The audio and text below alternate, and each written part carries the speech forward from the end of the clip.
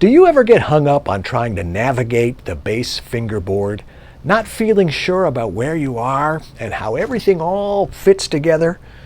The answer's a lot easier than you think. Stay right where you are.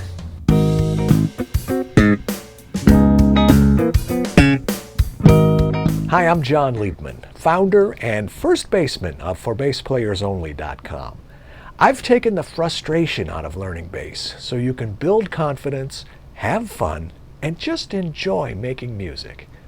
Before we get started, I want to make a real quick mention of a free bass lesson I have for you.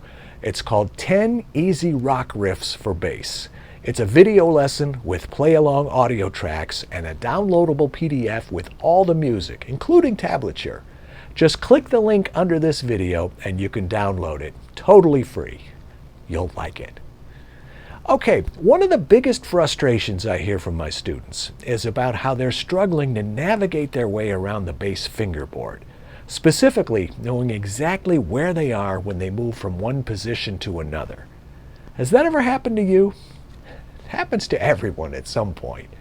Well, one really big advantage the bass has over other instruments is its consistency. The bass is tuned in fourths, all the way up and down. Now, the weird thing about a guitar, as you may know, is how the strings go fourth, fourth, fourth, whoa, major third, fourth. We don't have that issue, which means for the most part, if you can play something anywhere on the bass, you can play it everywhere on the bass. Now, a lot of people get really mystified when they get out of their comfort zone on the bass, which is usually down here, where you'll do most of your playing anyway. But for those times where it is appropriate to play in the upper register, and you better be sure it is appropriate before venturing up here, it's really just a matter of becoming familiar with the relationships between the notes. Remember this, the relationships between the notes are the same everywhere, no matter what key you're playing in and no matter where you are on the bass. You're going to get a little bit of music theory right now. I trust that's okay. If you want to play an interval of, say, a fifth, you play the root of the chord, then you play the fifth by going to the neighboring string and going 2 frets up, like this.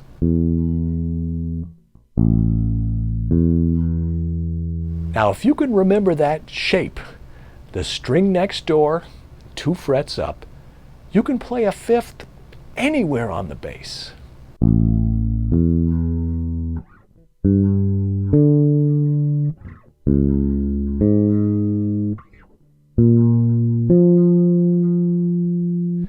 Suppose you want to play a major chord. The notes that make up that chord are the root, the third, and the fifth of a major scale. Those 3 notes together are called a triad.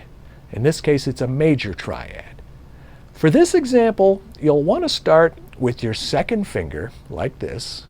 Then to play a major third, you go to the string next door, and you play 1 fret lower, like this. Are you with me so far? This is how you play a major third. Then for the third note of our triad, which is the fifth of the chord, you play on the same string as the second note, 3 frets higher, like this. That's a major chord. And it's the same configuration, the same shape, no matter where you play it on the bass.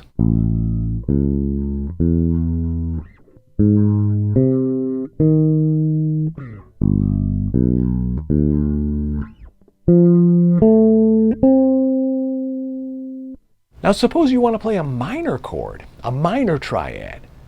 Well, just like a major triad, a minor triad has a root, a third, and a fifth. In a major triad, though, we play a major third first, then a minor third. In a minor triad, we play the minor third first. So this time we're going to start by playing the root with our first finger. Then we play the minor third, which is just 3 frets up. Oops. It's in there somewhere. Now it's time for the major third, which is our old friend, string next door, 1 fret lower.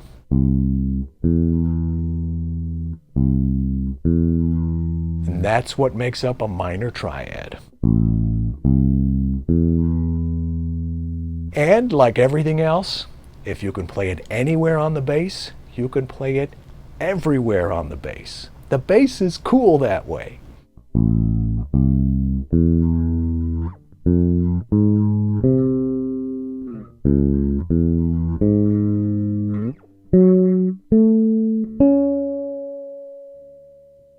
Let me show you one more thing, another way to play a minor triad. We know it's still going to sound the same, root, minor third, major third. But there's another way you can play those very same pitches. Here we're going to start by playing the root with our pinky. Now remember, we know that a major third is 1 fret lower on the string next door, like that. But a minor third is 2 frets lower on the string next door.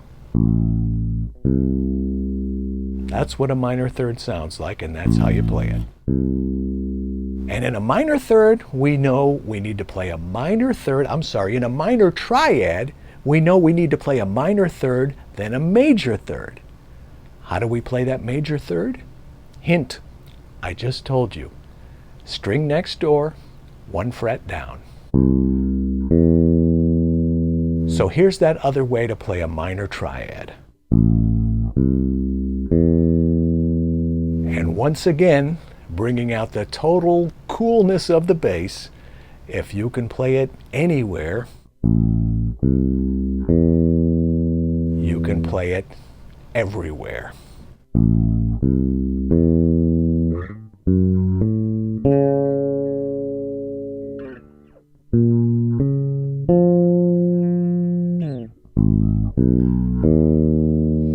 Of course, I go a lot deeper in my online resources at ForBassPlayersOnly.com, specifically in the Bottom Line Club membership and in my digital course, Power Grooving for Bass Players. But you've got enough to get you started. And if you know the names of the notes down here, you can quickly learn the names of the notes up here, now that you know a little bit about relationships between the notes. It's not rocket science, but it does take some time to get familiar with it all. And every once in a while, a light bulb goes off, and you understand certain concepts that much better. It feels great when that happens, and that's what I want for you. So take these new things that I showed you and say to yourself, I want to play a C major triad. Now I want to play an F major triad. I want to play it up high. I want to play it down low. I want to get some practice playing my minor triads, G minor, A minor, F sharp minor. Go ahead and get lost in it. Once you've got it down, you've got it down. And it will serve you well, my friend. It just takes some repetition, some muscle memory, a little ear training. And like anything else, the more you put into it, the more you'll get out of it. Then you'll be able to apply these things to your bass playing and lay down some nice grooves that really make the music feel good. You're not there yet, but this is where you start. Have fun. It's a blast. Hit me up or leave a comment below. Let me know how it's going. I'd love to hear from you. Don't forget to download my free video lesson, 10 Easy Rock Riffs for Bass. You'll have a lot of fun with it, and it's totally free. And of course, be sure to subscribe to the For Bass Players Only YouTube channel. There's a lot of very helpful stuff right here for anyone who likes bass and who likes learning bass. I've taken the frustration out of learning bass so you can build confidence, have fun, and just enjoy making music. That's it for now. I'll see you next week. I'm John Liebman. Let's play bass.